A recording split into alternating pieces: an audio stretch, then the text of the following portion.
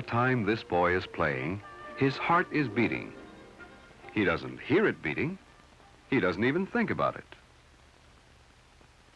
Unless he's in his doctor's office. Then, if he listens through a stethoscope, he might hear this.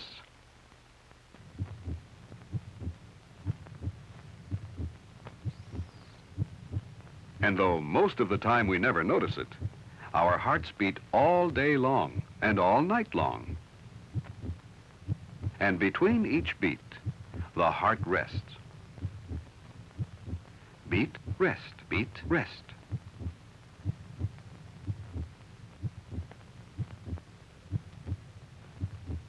But what really is a heart? And what does it do? Well, suppose you had a full-size model of yourself, like this. And suppose that model had a door in the chest. Then we could see what the heart looks like.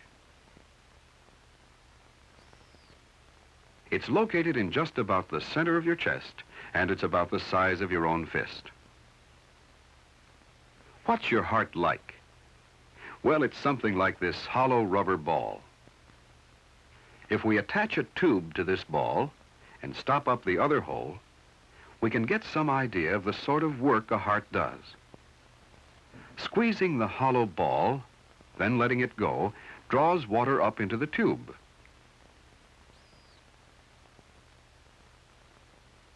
Squeezing the ball again forces the water out. By repeatedly squeezing this hollow rubber ball, we can use it to carry water from one place to another.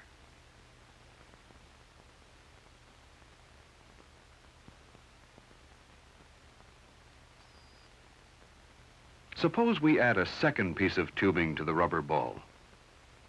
Perhaps we can move the water faster from one dish to the other. No, now it isn't working at all. But it worked before with one tube.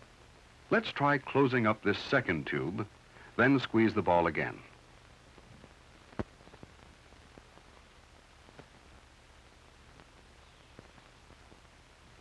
Now it's moving the water. Let's open this tube and close up the first one and squeeze again. The water empties into the second dish.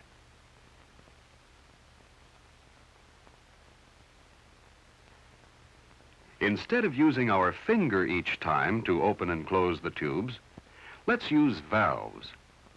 These are like tiny doors that can quickly open and close the holes in the rubber ball. We'll attach our tubes to these valves. Now, by squeezing the ball, it lifts water from one dish and carries it to the other.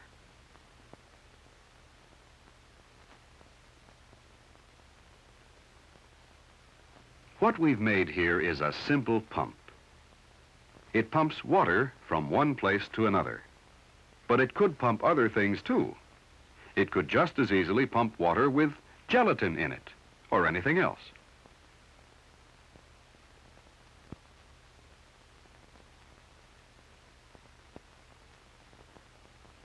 Whatever is in the water will be drawn up into the tubes and pushed along them by our pump.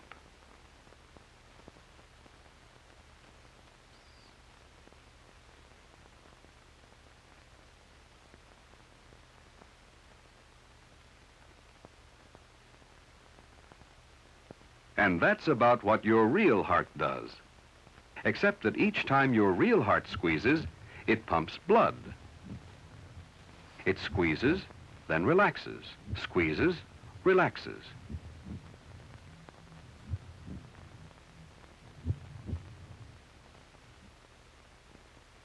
Our rubber ball heart only works when we use the muscles of our hands to squeeze it. But your real heart is a muscle. It squeezes itself, then relaxes, squeezes, relaxes, empties, fills, empties, fills. Beat after beat, day after day, year after year, pushing blood through a whole series of tubes called blood vessels. To show how all this works, we'll use our model again. And we'll use plastic tubes to represent the blood vessels in your body. A very large blood vessel leads away from the heart, then branches into smaller vessels, almost like the branches of a tree.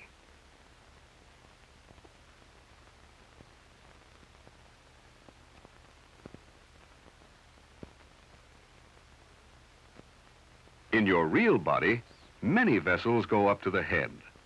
We'll use just one tube on our model. Many go out to each arm. Again, we'll just use one.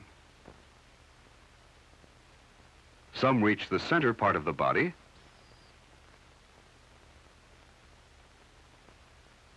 Still others stretch down into each leg.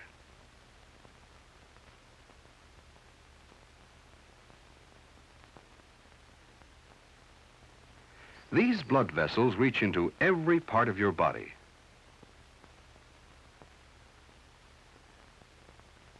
All these vessels in turn branch into much smaller ones called capillaries. The real capillaries are so small they can't be seen without a microscope. Imagine that capillaries are everywhere on our model. Each time your real heart beats, it pumps blood through the large blood vessels. The blood moves along all the smaller branches and out into all the tiny capillaries. But our model isn't complete yet. Another set of vessels brings all the blood right back to the heart again. Some of these vessels bring the blood back up from the legs. Some of them return the blood from the center of your body. Other vessels return the blood from your head, sending it back to the heart. What we really have is a series of loops that carry blood back and forth between the heart and all the other parts of your body. Each time the heart squeezes, blood is pumped through all these tubes. Around and around it goes to every part of your body, then back to the heart. And as it moves through the body, it carries things, just like the liquid in our model is doing. But what things? Well, things like food. Your body needs food. Everyone knows how food gets into the body, through the mouth. But where does it go from there? Well, there are other parts of your body for taking care of food. When you swallow, the food goes down this pipe to your stomach, and then to your intestines.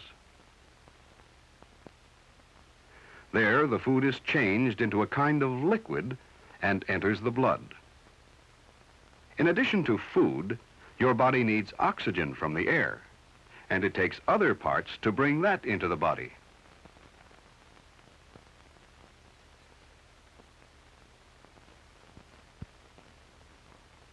When you breathe, air enters your nose or mouth and goes in your lungs.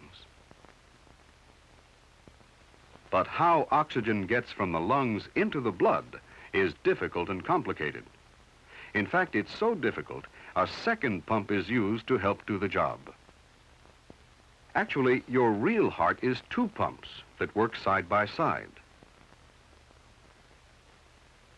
All the blood returning from the different parts of your body empties first into this pump. This pump then forces it into the lungs. Each time your heart beats, blood moves through the lungs and picks up oxygen from the air you breathed in. Carrying oxygen, the blood moves back to this pump, which will send it all through the body. Both halves of the heart actually pump together. Each time the heart beats, both sides force blood forward through the system of blood vessels. And as the blood moves through these vessels, it carries with it food and oxygen. Each beat of your heart, then, delivers to every part of your body the things it needs. things that make it possible for you to run and play, shout and laugh, talk and think. Your heart does this day after day and night after night. Do you suppose there are things you can do to help your heart continue to work well?